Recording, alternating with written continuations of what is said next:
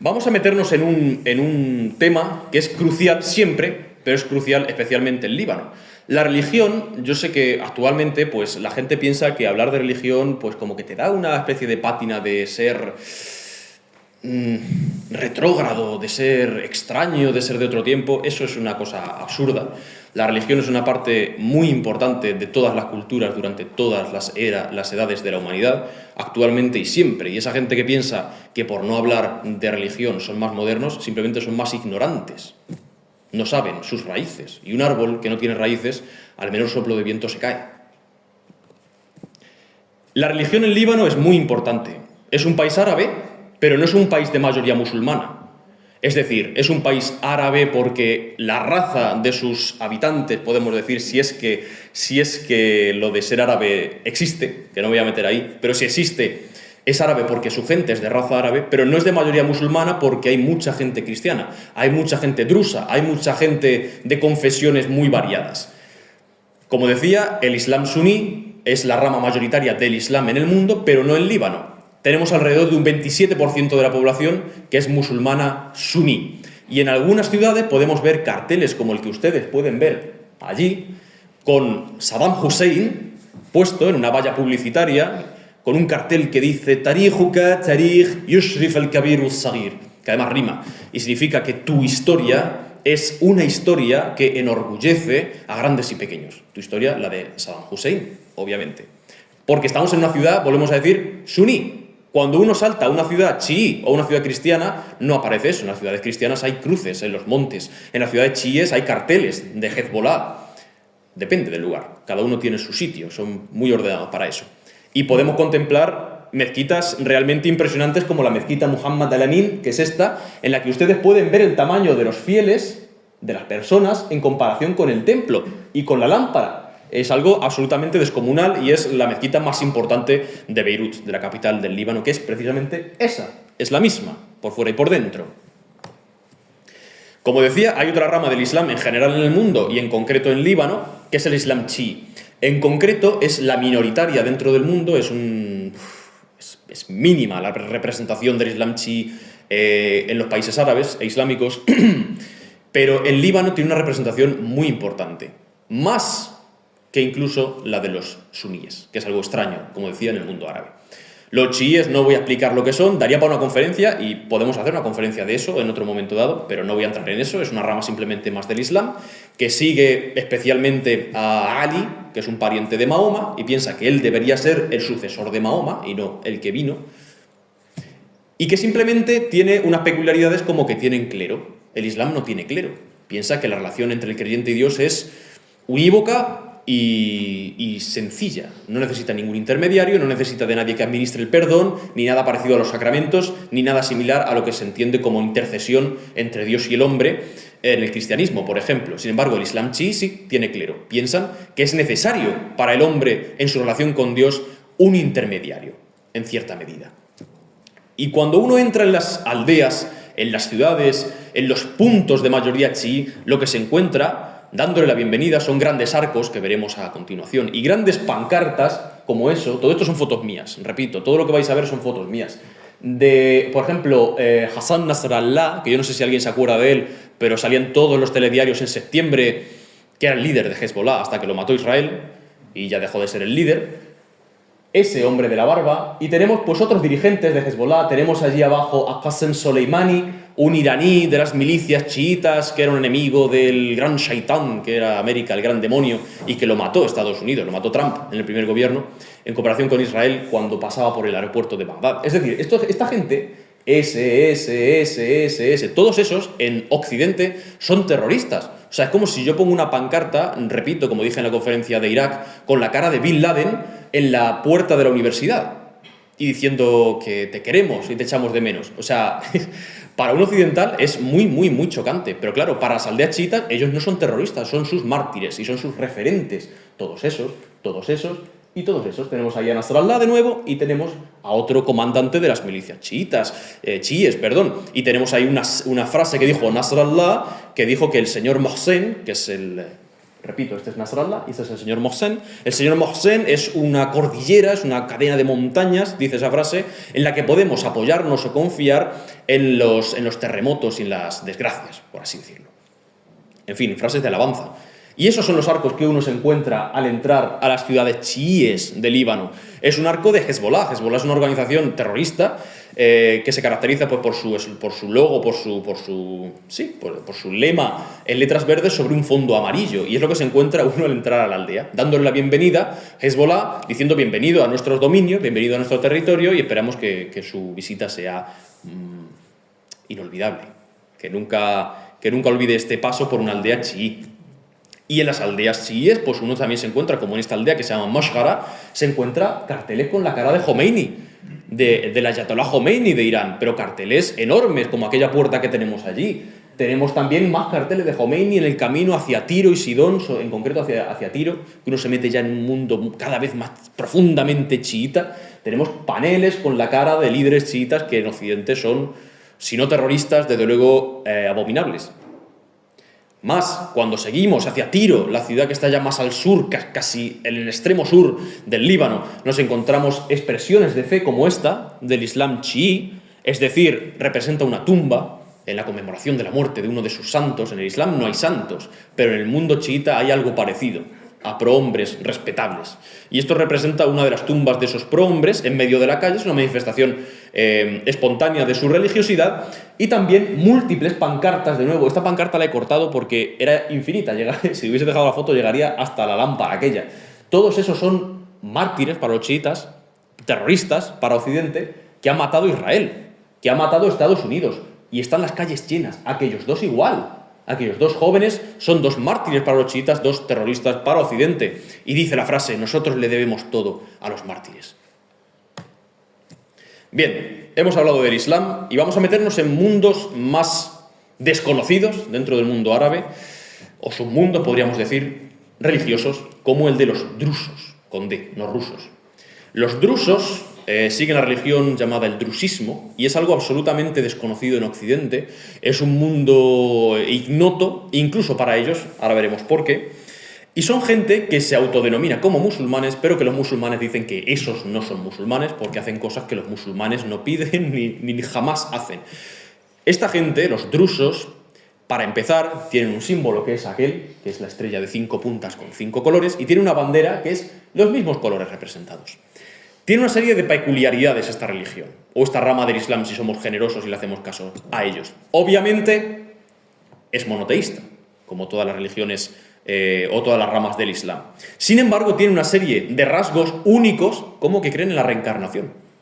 Ellos creen que todo druso, bueno o malo, se reencarna en otro druso. Por lo tanto, el número de drusos ni aumenta ni disminuye. Si mi abuelo es druso y se muere, se habrá reencarnado en otro niño druso de cualquier punto del mundo. Por lo tanto, yo como druso no tengo ningún interés en hacer proselitismo. No quiero convertir a la gente al drusismo. Ya hay drusos suficientes, no suficientes, sino hay un número fijo de drusos. Aunque si se hiciera un genocidio de drusos y quedaran 2, en otros puntos del mundo donde los drusos existen, seguirían naciendo niños reencarnados o almas reencarnadas en cuerpos de niños de esos drusos muertos o asesinados. Por lo tanto, es una religión bastante extraña, porque vemos ya de pronto que no quiere proselitismo, no quiere convertir a nadie. Además, lleva a cabo la taqiyya. La taqiyya es algo que hacen los musulmanes en general, y es que si se ven, a diferencia de los cristianos, en un aprieto y les van a cortar el cuello si dicen que son musulmanes, tienen el derecho religioso a decir que no son musulmanes, sin traicionar a nada. Está estipulado en su religión. Sin embargo, estos lo practican especialmente, porque han sido muy perseguidos en la historia y prefieren no decir en general que son drusos y lo ven como algo positivo, oculta su religiosidad. Además, los musulmanes no los consideran musulmanes porque no hacen los rituales islámicos, no rezan 5 veces al día, no van a la mezquita, no hacen el ayuno en Ramadán. Como hemos dicho, ausencia de proselitismo, y su teología es absolutamente secreta. Si un druso confiesa los secretos del drusismo, muere. O sea, lo matan, lo persiguen allá donde esté en cualquier rincón del mundo y lo matan. Un druso solamente se puede casar con una drusa solamente se puede casar con un druso. Y es una religión ligada con el gnosticismo, es una mezcla entre el Islam, el neoplatonismo, el que decía que todo es uno y el mundo emana del uno, que es Dios, con el gnosticismo, es decir, a Dios se llega por el conocimiento de una verdad oculta. Esto no se llega a Dios por el amor, ni por la fe, ni no. A Dios se llega por el conocimiento de una verdad concreta, revelada y oculta. ¿Y quién me la revela? Los sabios, los ancianos, los mayores. Y cuando un druso alcanza la iluminación, la revelación a través de la gnosis, del conocimiento de esa verdad oculta, extraña, que nadie jamás puede conocer si no está en esa senda, se pone el tocado que ustedes ven en la cabeza. Este o ese que ven. Y las mujeres, este tipo de velo, que no es islámico, es algo típico de los drusos. Poco más que decir de los drusos. Simplemente eso, es una religión muy extraña y una religión que es difícil de entender para nosotros. Y vamos a hablar ahora del cristianismo, que siempre lo trato en todos los países árabes e islámicos que abordo, pero en este momento, en este país es especialmente importante, porque la mayoría de personas en Líbano son cristianas, más que musulmanes suníes, más que musulmanes chiíes, más obviamente que drusos. Los drusos son un 5%. Son muy pocos viviendo en los bosques de las montañas del Líbano, en los cedros. O sea, son gente muy poca. Pero los cristianos, estamos hablando de una gran mayoría. Y los cristianos propios del Líbano son los maronitas. Se llaman así, igual que los de Egipto se llaman los coptos. Son católicos, igual que nosotros. Tienen algunas diferencias en el rito, pero al fin y al cabo son esa vertiente del catolicismo en ese lugar del mundo. Como decía, las cimas de los montes del Líbano y del Antilíbano están plagadas de cruces que ponen de manera espontánea los cristianos, de vírgenes que también sitúan los cristianos, de iglesias de la época de los cruzados. También está lleno el Líbano de santos maronitas del Líbano. El más famoso, sin duda, es Mar Charbel. Mar significa san en árabe, San Charbel, San Sarbelio en español, que es este hombre, y esa es la imagen icónica y representativa que siempre se ofrece de él.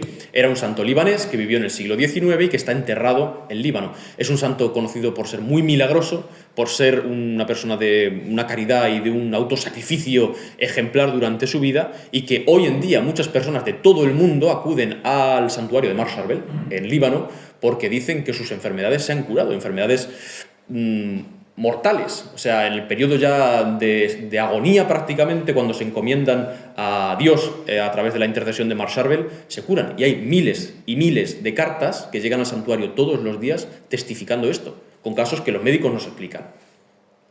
Allí vemos donde vivía Mar Charbel, el santuario en el que él vivió, en Annaya, y tenemos el árbol en el que él se sentaba, bajo el que él hacía sus oraciones. Aquella foto es de Harissa, un santuario que hemos hablado ya de él, con una virgen en los montes del Líbano y que es especialmente querido por los libaneses. Más santuarios, monasterios, lugares de culto cristiano en Líbano, tenemos Yeshua al-Malik. Yeshua al-Malik significa Jesús Rey, pero Jesús Rey suena raro en español, por eso lo he traducido yo como Cristo Rey, que es una expresión más formal en español y más conocida. Cuando uno llega a este lugar que está situado en las cimas de los montes del Líbano, se encuentra aquella descomunal iglesia con un Cristo al estilo del Cristo de Corcovado, con los brazos abiertos en cruz, que está abrazando realmente, si uno viera lo que hay enfrente de ese Cristo, es el mar, y de hecho lo pueden ver porque eso es lo que está justo enfrente del Cristo. Un altar en el que cuando el sacerdote oficia la Eucaristía, lo que está detrás de él y lo que ven los fieles es la inmensidad del mundo marítimo libanés, este Mediterráneo oriental, ese mundo del cielo dorado ya cuando en fin, a esos lugares a los que llegaban los fenicios del Mediterráneo oriental plagados de maravillas. También encontramos muchos más monasterios, muchos más santuarios. Este es el de San Antonio, el que tenemos en medio, que era un santo libanés, además, Mar Antonios, en Líbano, y que era famoso por ser exorcista, por expulsar los demonios de las gentes que acudían a su cueva.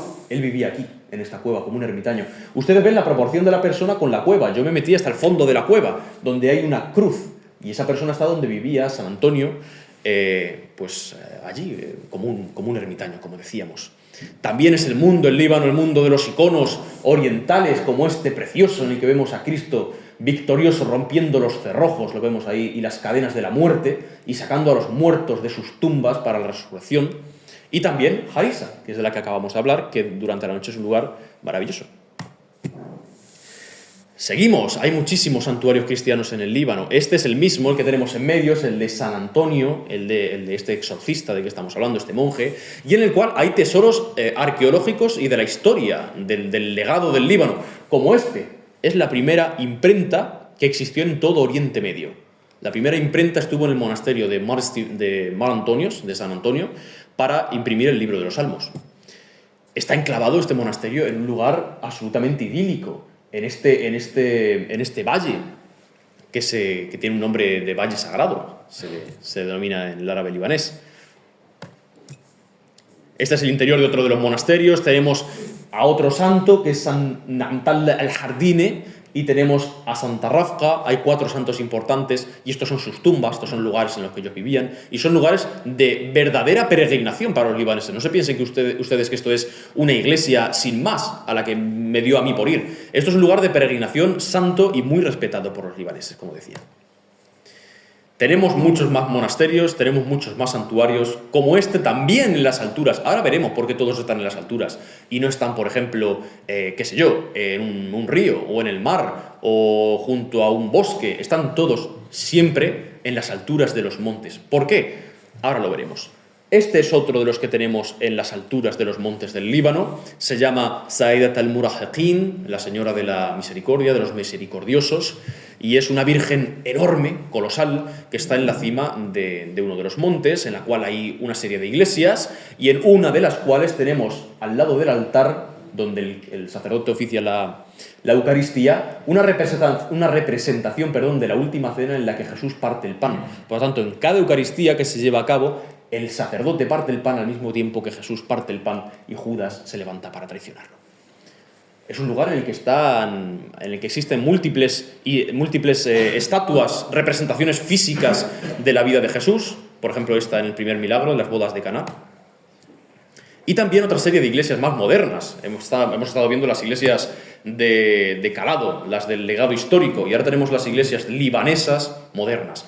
Esta iglesia se llama Santa María de Goretti, que es una santa italiana, y está en honor a una chica que se llamaba Raya Shidiak.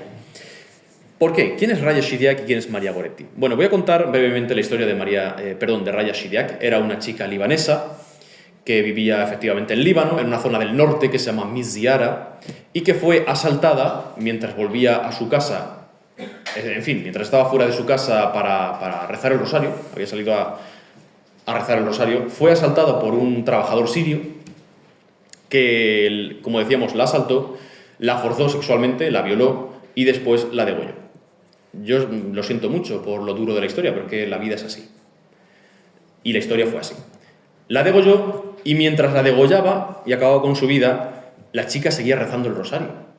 Entonces, pasaron una serie de cosas, el sujeto este despreciable se fue a la cárcel, otros dicen que lo mataron, en fin, es irrelevante. Lo importante es que la chica se enterró y se le hizo en su honor una iglesia con forma de rosa, porque mientras ella moría estaba rezando el rosario. Desde abajo no se ve bien, pero es una rosa, un capullo de rosa, con las espinas del dolor y con una serie de pilares alrededor de la iglesia, 10 pilares concretamente, que representan los 10 pilares de los misterios del rosario que ella estaba rezando cuando fue asesinada. Y se llamó Santa María Goretti porque María Goretti era una santa italiana, una chica italiana que le sucedió la misma historia, y a la cual, su familia, cuando supo esto, con mucho dolor, obviamente, me imagino, perdonó al agresor, y en el juicio el asesino y violador de su hija recibió el perdón de los padres de la chica que había asesinado. Y es un punto maravilloso, primero obviamente por la historia, y segundo por el arte. Vaya hombre. Por el arte que uno puede presenciar allí. En la cúpula del interior de esa rosa, uno ve pinturas maravillosas realizadas por pintores ucranianos y por pintores italianos de la vida de Cristo en el centro, el Cristo regio, rodeado de santos, los santos del Líbano que hemos visto antes, y rodeada de la niña a la que mataron, a Raya, en diferentes momentos de su vida. Desde allí no lo van a apreciar, pero tenemos aquí a Raya, tenemos a Raya en muchos sitios, representada entre todos los santos y prohombres del Líbano, en cuyo centro se encuentra en una espiral celeste Cristo. Harissa tenemos de nuevo el santuario de Yeshua al-Malek. Simplemente les quería mostrar más imágenes. Esta iglesia, que es el patriarcado maronita, el patriarcado católico del Líbano, y que es absolutamente dorada por dentro, está hecha de oro, con una serie de iconos maravillosos y absolutamente colosales, y que no deja indiferentes a nadie.